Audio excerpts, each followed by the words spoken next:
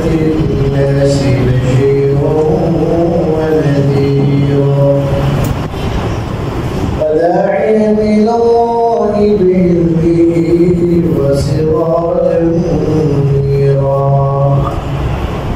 صلى الله على سيدنا ومولانا محمد وعلى آله وأصحابه وبارك وسلم. أما بعد فأعوذ بالله من الشيطان الرجيم. بسم الله الرحمن الرحيم. أفتطمعون أن يؤمنوا لكم وقد كان فريق منهم يسمعون كلام الله ثم يحرفونه من بعد ما عقلوه وهم يعلمون. وإذا لقوا الذين آمنوا قالوا آمنا وإذا خلا بعضهم إلى بعض قالوا أتحدثونهم بما فتح الله عليكم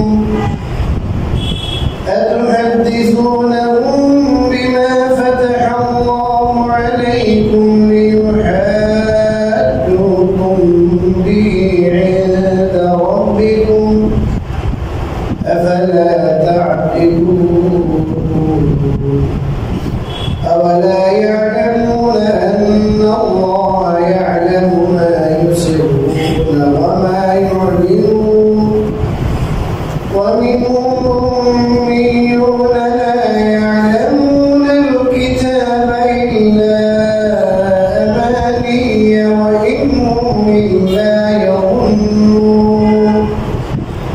فويل للذين يكتبون الكتاب بأيديهم ثم يقولون هذا من عند الله ليشتروا به ثمنا قليلا فويل لهم مما كتبت أيديهم وويل لهم مما يكسبون. صدق الله. সম্মানিত মুসলিম کرام,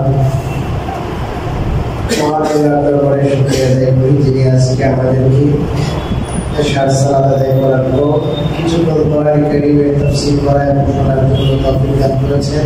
আলহামদুলিল্লাহ। আজ আমি আপনাদের সামনে সূরাতুল বাকারা 75, 76, 77, 78 এবং 79 এই কয়েকটি আয়াত পাঠ করেছি।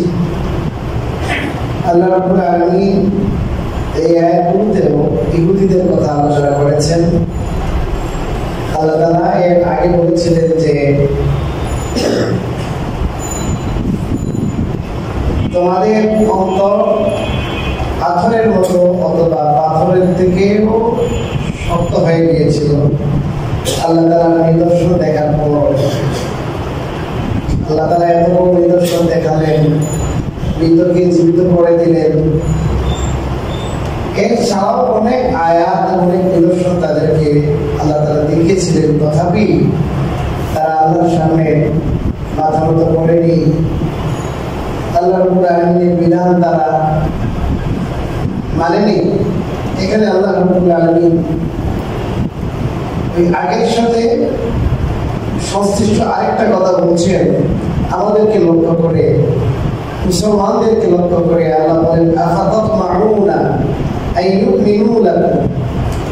হে মুসলমানরা, ওই সমস্ত সাহাবায়ে কেরাম ছিলেন, তাদের বলছেন যে তোমরা কি আশা করো আইয়ুমিনু লাকুম, যে তারা তোমাদের কথায় ঈমান আনবে। ওয়াকাদ কানা ফারীকুম মিনহুম, অথচ তাদের মধ্যে একটি দল ইয়াসমাউনা কালাম আল্লাহ, আল্লাহর কালাম শুনতো।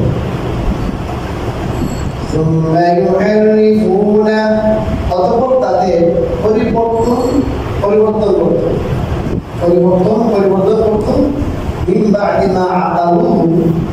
তা বুঝার পর অবস্থায় তারা সেটা জানে। আল্লাহ রাব্বুল আলামিন এই আয়াতে বলেছেন যে তারা জেনে বুঝেই মুনাফিক, জেনে বুঝেই কাফের। এমন না যে তাদের বোঝাতে হবে, তাদের বোঝার পর বাকি আছে, এমন না। তার সব জানে, সব বুঝে, সব জানার পর বুঝার পরও তার ঈমান, তার কাফের। আল্লাহ রাব্বুল আলামিন বলছেন যে এত কিছুর পরও কি তোমরা আশা করো, তোমাদের অন্তরে সেই আশা যে তোমাদের কথায় তারা ঈমান হবে? অথচ তাদের কাহিনী হলো যে তাদের মধ্যে একটি দল আল্লাহর কালাম শোনার পর আল্লাহর কালামের মধ্যে পরিবর্তন করেছে। এই আয়াতের ব্যাখ্যায় মুফাসসিরিনে কেরাম দুটো কথা বলেছেন। একটা হলো আল্লাহ রাসূল হযরত মূসা আলাইহিস সালাতু ওয়াস সালাম তাওরাত আনার জন্য যখন তুর পাহাড়ে গেলেন, তখন আল্লাহর নির্দেশে বনু ইসরায়েলের একটি প্রতিনিধি দল নিয়ে গিয়েছিলেন, যাতে করে তারা অবিশ্বাস করতে না পারে। তো সেখানে তারা আল্লাহর কালাম শুনতে পেয়েছে, কিন্তু আসার পরে তারা সেখানে পরিবর্তন করে তাদের মনের উল্টা হচ্ছে। এই জন্য তারা তাদের জাতির কাছে এসে শোনাইল যে আল্লাহ এই তাওরাতটা দিয়েছেন বটে, আমরা শুনেছি রিজকানে, তবে আল্লাহ বলেছেন যদি তোমাদের পক্ষে সম্ভব হয় তাহলে এগুলো মানবা। এই কথা তারা অ্যাড করে দিয়েছে, এটা আল্লাহ বলেন। আর যদি তোমাদের জন্য কষ্ট করবে দিলেন, না মানলে নাও মানতে পারবে, তাহলে বিধান দিয়ে লাভ কি হলো?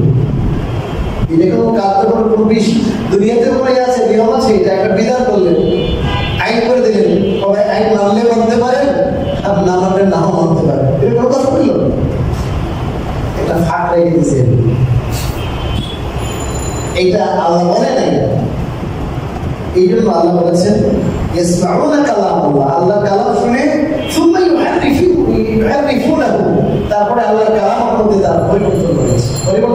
আমি ওই যে একটা কথা অ্যাড করে দিয়েছে, এই অ্যাড করার কারণে আগে বিধান কোনো মানেই থাকে না, এটা ওটার জন্য বিধান হয়ে গেল, অবশ্য পালনীয় থাকলো না। আল্লাহ বলেন এটা কি তারা বুঝার, আল্লাহ তারা তারা বুঝেছে, বুঝার পরও এমন না যে তারা হয়তো অস্পষ্ট শুনেছে। একটা কথা শুনলে অনেক সময় মনে হয় এটা বলছে, এরকম না, একবার সুস্পষ্ট ভাবে তারা শুনেছে, বুঝেছে। তারা জেনে শুনে এই পরিবর্তন করেছে, তারা জানে, সব জানে, সব বুঝে, তারপর এই পরিবর্তন করছে। এরপর তাদের ব্যাপারে ঈমানের আশা করা যায়। তারপরে আল্লাহ বলেন ওয়াইদা লাকুল্লাযীনা আমানু ক্বালু আমান্না। আচ্ছা, আরেকটা কথা রয়ে গেল, মুফাসসিরিনে কেরামের কেউ কেউ বলেছেন এখানে ইউহারিফুনা, আল্লাহর কালামকে পরিবর্তন করার কথা আল্লাহ বলেছেন। কোন কোন মুফাসসির এটাকে ব্যাপকভাবে নিয়েছেন, অর্থাৎ শুধু যে তারা সেই দূর পাহাড়ের আল্লাহর কালাম শোনা সেটার মধ্যে তারা পরিবর্তন করেছে, পূর্ব বিষয় না। তো এই বনু ইসরাইলের আলেম যারা ছিল তারা জানতো আল্লাহ তারা আসমানি এলেম তাদের দিয়েছিলেন। এই এদের মধ্যে একটি দল ওলামায়ে সু ছিল, নিকৃষ্ট আলেম ছিল। নিকৃষ্ট আলেম মানে তারা সামনে আসবে, এই কথাগুলো সামনে আসতেছে, আজকে আসবে এবং পরে আসবে, জেনে বুঝে এই আয়াতগুলোর মধ্যে, আল্লাহর কালামের মধ্যে, তাওরাতের মধ্যে তারা বেশ পরিবর্তন করেছে। যেটা দেখেছে তাদের মনের ওটা স্বার্থ বিরোধী, সেখানে তারা চেঞ্জ করছে, অদল বদল করতো, এদিক ওদিক করতো।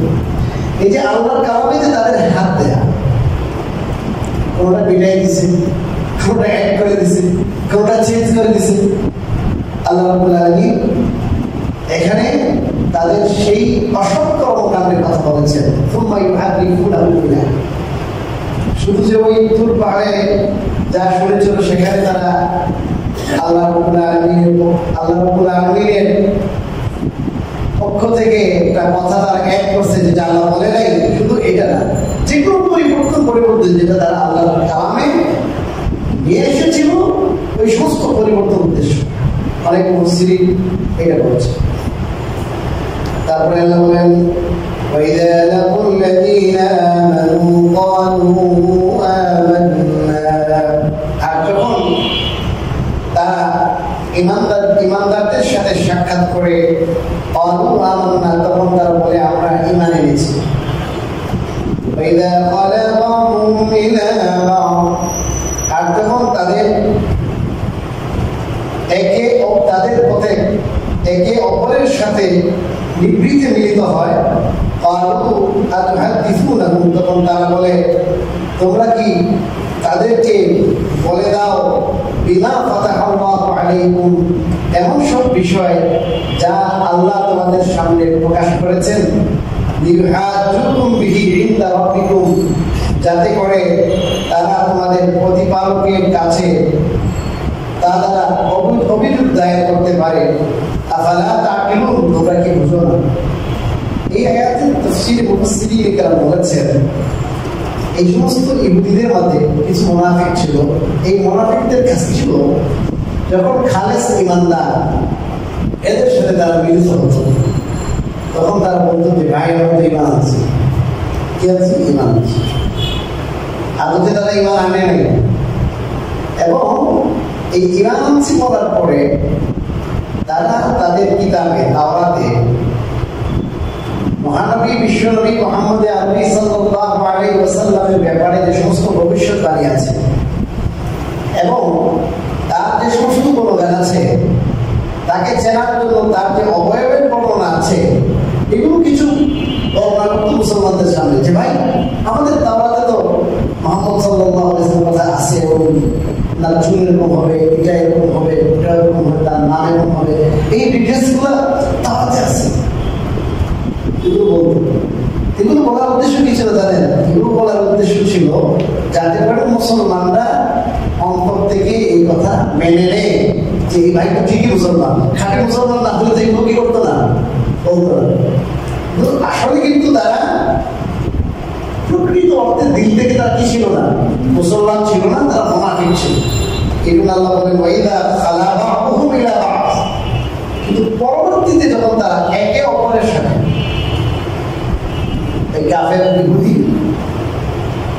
ইহুদিদের সাথে যখন দেখা করতো, তাদের নেতা যারা আছে ওদের সাথে দেখা করতো, তখন তারা বলতো মানে যে নেতাদের সাথে ইহুদি নেতা এদের সাথে যখন নিবৃত্তি গোপনে মুসলমানদের আড়ালে যখন এদের নেতাদের সাথে পরস্পরে আপনার মিলিত হতো, তখন ওই নেতারা বলতো এই বেড়া বেকুব খান দেখা তোমরা যে আমাদের তাওরাতে মুহাম্মদের ব্যাপারে যে ভবিষ্যৎবাণী আছে, উনি যে সত্য নবী, এই ব্যাপারে ভবিষ্যৎবাণী আছে, ওনার ব্যাপারে যে সমস্ত বিবরণ আছে, এই সমস্ত বিবরণ তোমরা এই মুমিন মুসলমানদেরকে বলে দাও কেন? এটা তো বোকামি। কেন? কালকে আমাদের দিন তারা আল্লাহর কাছে যে অভিযোগ দায়ের করবে তোমাদের বিরুদ্ধে তারা প্রমাণ এবং দলিল উপস্থাপন করবে যে আল্লাহ দেখেন এই ইহুদিরা এরা জানতো আপনি আমাদের নবী মুহাম্মদ সাল্লাল্লাহু আলাইহি ওয়াসাল্লামের আগমনের বহু আগে এদের কিতাবে আপনি কি করেছিলেন, বলে দিয়েছিলেন তিনি নবী, এবং তার ব্যাপারে আপনি ভবিষ্যৎবাণী করেছেন। এই সব কিছু তারা জানতো এবং আমাদেরকে বলতো, কিন্তু এরপর তারা কি আনে নাই, ঈমান আনে নাই। এই মুহাম্মদ সাল্লাল্লাহু আলাইহি ওয়াসাল্লামের খাঁটি উম্মত ঈমানদাররা তাদেরকে যদি তোমরা এই কথাগুলো বাস্তব তাদের সামনে তাদেরকে বলে দাও, তাহলে এটা তোমাদের জন্য বিপদ আসবে। কিয়ামতের দিন কি হবে বলেন? বিপদ। তারা অভিযোগ দায়ের করবে, তারা দলিল পেশ করবে, প্রমাণ হিসাবে পেশ করবে যে এরা জানতো আমাদের কাছে দুনিয়াতে থাকতে বলেছে এরা, কিন্তু তোমরা তো ধরা পড়ে গেল। কথা বুঝতে পারলাম? আল্লাহ রাব্বুল আলামিন এদের এই কথা উল্লেখ করার পরে বলেন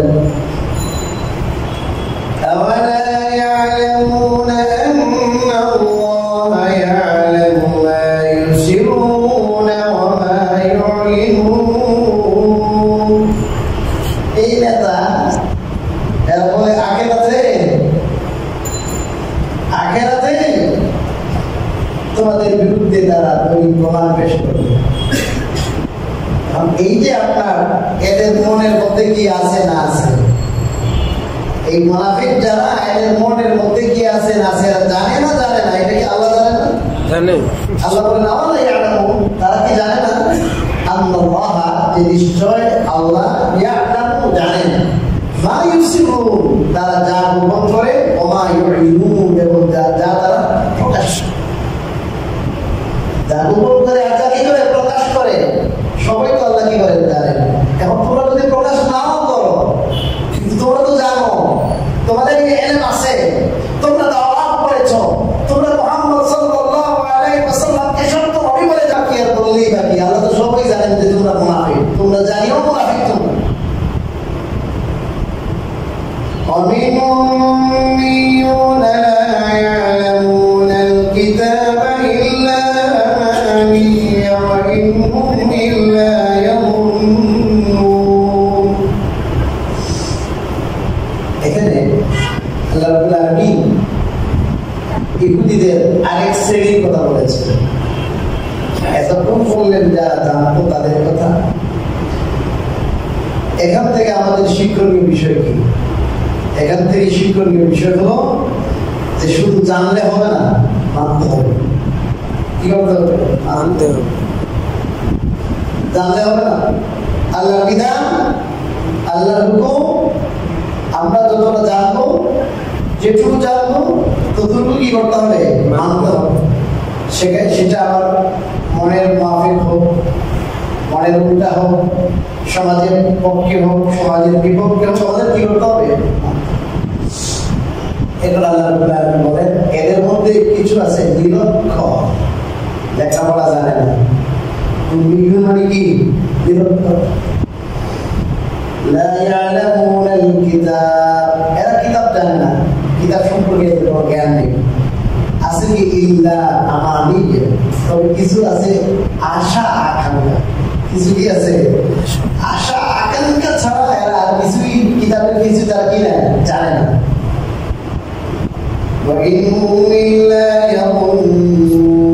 আর তারা অলিক ধারণা ছাড়া, কেবল তারা অলিক ধারণাই করে। অলিক ধারণা মানে খামোখা ধারণা, যেটার কোনো কি নেই, বাস্তবতা। এই আয়াতের তাফসীর প্রসঙ্গে মুফাসসিরিন কেরাম লিখেছেন, এই ইহুদিদের যে সমস্ত পণ্ডিত ছিল, আলেম ছিল, দুনিয়াবী, এই এক শ্রেণীর, সবাই তো খারাপ ছিল না, এক শ্রেণীর দুনিয়াবী পণ্ডিত, এরা আওয়াম, সাধারণ জনসাধারণ যারা ছিল ইহুদি, তাদেরকে বলতে আমরা কিন্তু আল্লাহর মাহবুব, আল্লাহর পছন্দনীয় বান্দা, আমরা যাই করি না কেন আখিরাতে কিন্তু জান্নাত লাভ করব। আখিরাতে কি জান্নাত? কখনো কখনো বলতো গুনার কারণে গেল কয়েকদিন জাহান্নামে যাবো, পরে আবার জান্নাত। অনেক কথাবার্তা বলতো ওদেরকে, তাদেরকে বিভিন্ন আশার বাণী শোনাইত।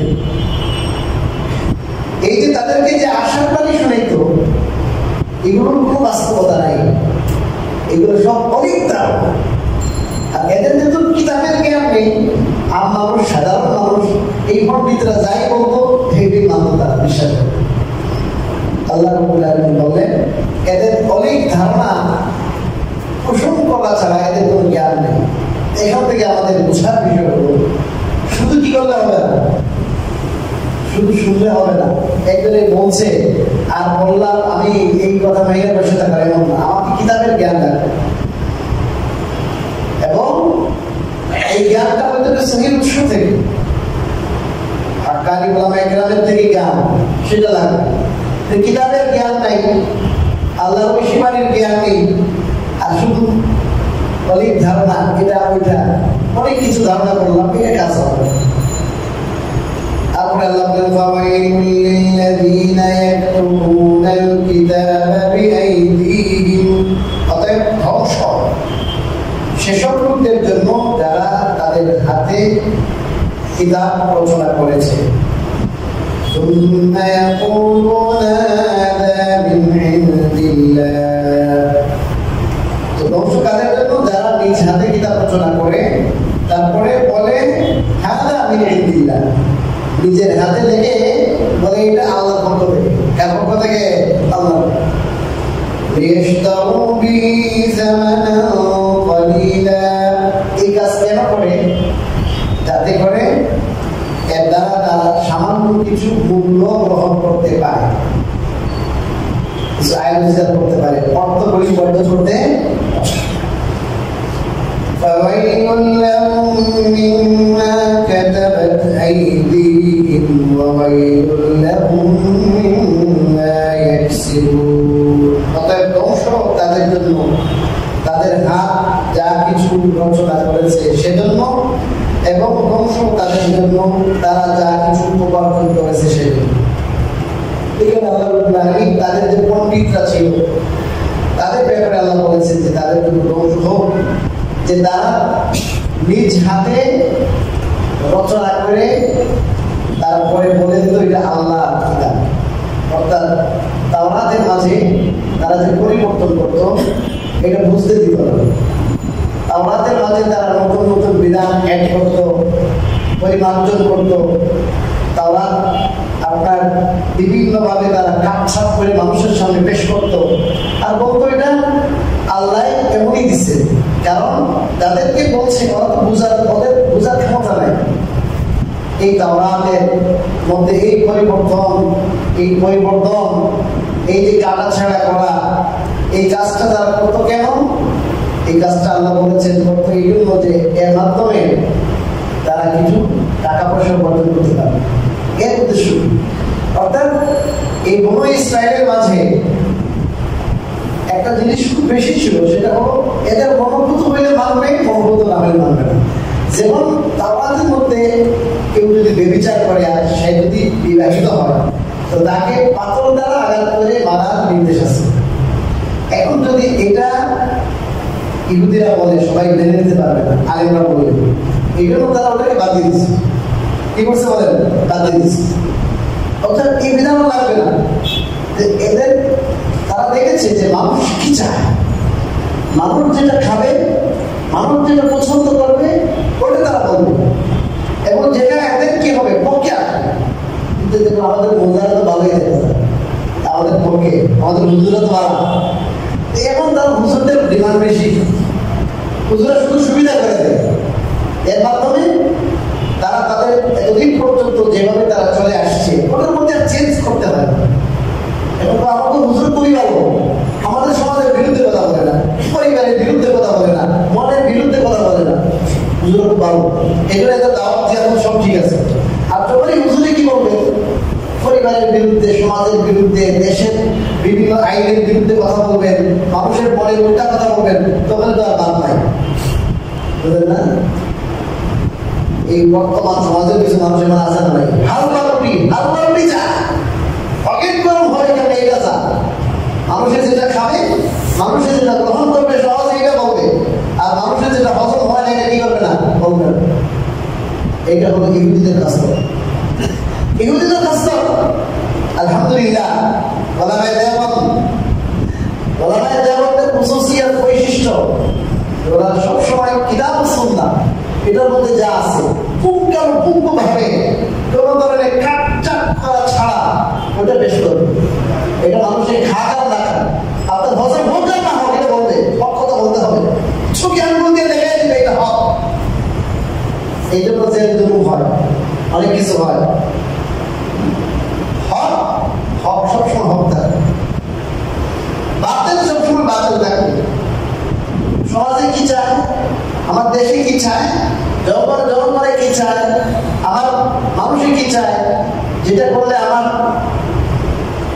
মানুষের কাছে যে আমার মূল্য, মানুষের কাছে যে আমার প্রসিদ্ধি, আমার যে প্রেস্টিজ আছে সেটা পূর্ণ হয়ে যাবে।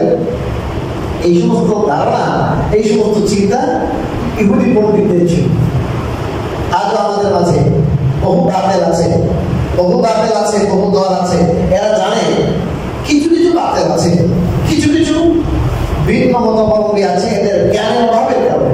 বনু ইসরায়েলের মধ্যে যেমন কিছু মানুষ ছিল এদের জ্ঞান ছিল না, এই কারণে বিভ্রান্ত। ঠিক তদ্রুপভাবে আমাদের সমাজে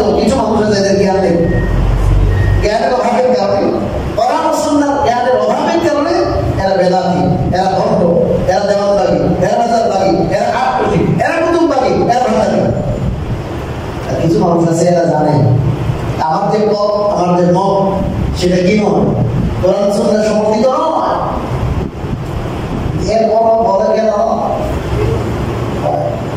এরপরে এই জন্য বলে তারা কিছু রিলিজিয়ান কিভাবে ব্যবস্থা হবে। 63 দিন যদি আপনার ইলানের ব্যবস্থা করা, কতদিন? 63 দিন।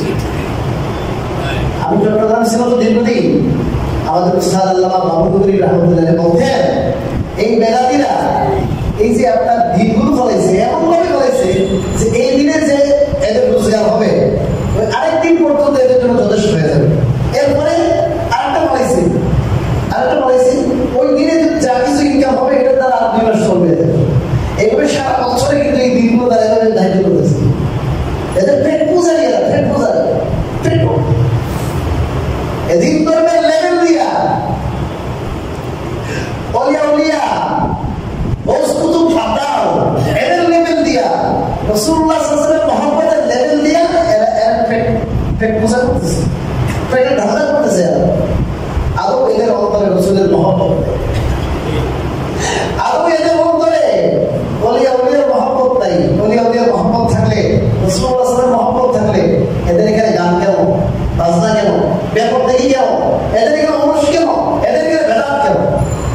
আমি আবারও বলছি কথাটা, কিছু মানুষ আছে এদের অন্তরে ঠিকই মহব্বত আছে, ভালোবাসা আছে, রাসূলুল্লাহ সাল্লাল্লাহু আলাইহি ওয়াসাল্লামের ইশক আছে, কিন্তু এদের জ্ঞান ওলামের কেন? বহু দেখবেন রাজা ওখানে যায় একবারে দিল থেকে যাইতেছে যে রাসূল সাল্লাল্লাহু আলাইহি ওয়াসাল্লামের মহব্বত লাভ করার জন্য। এখানে আল্লাহ রাসূল খুশি হবেন, আল্লাহর মহব্বত পাওয়া যাবে, আল্লাহর সন্ধান লাভ করা যাবে। এসব জ্ঞান নাই, কি করবে? আমি দেখেছি বহুত মানুষ আছে তো জ্ঞান না থাকার কারণে তারা এই ধরনের ভণ্ডদের খপ্পরে পড়েছে, জ্ঞান না থাকার কারণে। আর না হয় দেওয়ানবাগির মতো ভণ্ড, সে হয়তো ফাতেমা রাদিয়াল্লাহু তাআলাকে বলে মা ফাতেমা, মাও বলে আমার বলে এর সাথে বিয়ে হয়েছে। এইরকম গাছাকুরি কথা বলার পর এরপর মুরিদ থাকার কথা আপনার বলেন, কত বড় গাছাকুরি কথা। একবার বলে মা ফাতেমা 1400 বছর আগে ইন্তেকাল হয়েছে। রাসূলুল্লাহ সাল্লাল্লাহু আলাইহি ওয়াসাল্লামের ইন্তেকালের 6 মাস পরে ইন্তেকাল হয়ে গেছে। কি এর সাথে নাকি বিয়ে হয়েছে? আবার বলে রব্বুল আলামিন পেরেশান হয়ে গেছে। রব্বুল আলামিন বলে কত বড় গাছাকুরি কথা। রব্বুল আলামিন সারা বিশ্ব জগতের পালনকর্তা, উনি পেরেশান হয়ে গেল, উনি নাকি পেরেশান হয়ে গেছে। এই ধরনের গাছাকুরি কথা বলার পর ওই যাতে দেখলাম একটু মারা গেছে। হ্যাঁ, এর ছেলে এখন আছে। আর আপনার রাস্তা ব্লক করে মতিঝিলের রাস্তায়, মতিঝিল থেকে এদিকে যে বর্ধমানের রাস্তা আছে ওখানে যে বাবে রহমত, এটার নাম আমি দিয়েছি বাবে গজব। আমি নাম দিয়েছি এটা বাবে গজব। এই বাবে গজবের সামনে এরকম আপনার বিশ্বরূপ, এটাকে বন্ধ করে ইফতারের আগ মুহূর্তে মানুষ যাবে, ওটা প্রশাসন ওদের হাতে আছে। রাস্তা ব্লক করে মাহফিল করতেছে, মহব্বতের কথা বলতেছে, বিশ্ব আশিক সম্মেলন এটার ঘোষণা দিচ্ছে তারা। যাই হোক, এই ইহুদিদের সাথে আমাদের এই সমস্ত বন্ধদের মিল আছে না নাই? এই কোরআন এই জন্য আমাদেরকে পড়তে হবে, ওদের মতো বলে চলবে না। এরা শিখি টাকা পয়সা লোভে দিনের মধ্যে পরিবর্তন করতো। বর্তমানে এই সমস্ত বন্ধরা এই টাকা পয়সা লোভে এদের পেটের দানা, এদের প্রেস্টিজ, এদের ব্যক্তিত্ব, এদের একটা কি অবস্থান, এরা ফির বলবে, সম্মান করবে, হব্বে মাল, হব্বে যা, হবের লোক, মালের লোক। এই লোভের কারণে এরা জানে যে শুনে এরা বাতের পথ অবলম্বন করে এবং মানুষকেও বাতের পথের দিকে দেওয়া হবে। অর্থাৎ আমাদেরকে এই সমস্ত বন্ধদের থেকে কি রাখতে হবে? সতর্ক থাকতে হবে। এবং আমরা ওদের মধ্যে এরকম নিরক্ষর হবো না। এই নিরক্ষররা এদেরকে যা পড়া দিত, যা কানে বলতো ওগুলো বিশ্বাস করতো, এমন হওয়া যাবে না। এই জন্য কোরআনে কারীমে আল্লাহ পরিষ্কার বলছেন, والذين إذا ذكروا بآيات ربهم لم يخروا عليها صما وعميانا। এই আয়াতের একটি তাফসীর হলো, দুটি তাফসীর আছে। আল্লাহর নেককার বান্দা কারা? সূরাতুল ফুরকানে আল্লাহ তাদের গুনাহ বয়ান করেছেন, একটা গুণ হলো তাদেরকে যখন আল্লাহ আয়াতের দ্বারা ওয়াজ করা হয় তখন তারা অন্ধর মতো পহরা কানে শুনে না, নদীর মতো সেটা নেয় না তারা, বরং তারা চিন্তা করে যে কথাটা শুনলাম কেমন, ভালো করে ধারণ করে বুঝে উপলব্ধি করে আমাকে কি বলা হলো। আমাকে বলছে যে ফাতেমা ওনার সাথে বিয়ে হয়েছে, কি বুঝছে, শুনছে ভালো করে, ভালো করে নেই, ভালো করে শুনছে, শুনে নাই, ভালো করে চিন্তা করে নাই, এই মানছে। এই জন্য ওয়াজ নসিহত করলেই আমি মানবো, এরকম ওয়াজ নসিহত করলে এটা বুঝতে হবে, উপলব্ধিতে আসতে হবে, ভালো যদি হয় এটা নিতে হবে। সেটা আসবে কখন, হাক্কানি ওলামায়ে সুন্নতে যখন থাকবে তাদের কথা শুনতে শুনতে আল্লাহ তাআলা একটা আলো দান করবে, হক চেনার একটা যোগ্যতা দান করবে। হক চেনার একটা কি জানবে যোগ্যতা, আপনি হক কথা শুনলে বুঝবেন এটা হক, আল্লাহ সেই যোগ্যতা আপনাকে দান করবেন। আপনারা যে যেটা শুনে ওইটা বিশ্বাস করেন। তো কত মানুষ আমার কাছে আসে, ইউটিউবে এটা শুনছি, ফেসবুকে এটা শুনছি। আরে তুমি ইউটিউবে শুনছো, ফেসবুকে শুনছো, সেটা হুজুর আপনি তো এটা বললেন, ফেসবুকে এটা পাইছি, এইটা বিশ্বাস করতেছে ফেসবুকের কথা না, ইউটিউব মুফতির কথা বলতেছে। তো যাই হোক, আল্লাহ রাব্বুল আলামিন আমাদেরকে এই ধরনের ফিতনা থেকে হেফাজত করতে আমিন।